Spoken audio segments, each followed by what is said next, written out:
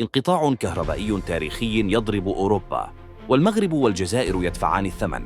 في لحظات فقط غرقت إسبانيا والبرتغال في ظلام دامس بعد انهيار شبكات الكهرباء بشكل مفاجئ، مما ترك المستشفيات في حالة طوارئ، وعطل المصانع والشركات الكبرى، وتسبب بشلل في المطارات، وتوقفت إشارات المرور، وتدافع الآلاف نحو أجهزة الصراف الآلي لسحب الأموال. الأضرار طالت المغرب والجزائر.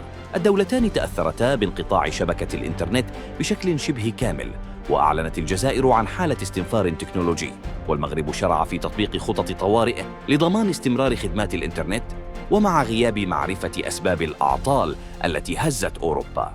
يبقى السؤال: هل كان هذا مجرد انقطاع كهربائي عادي؟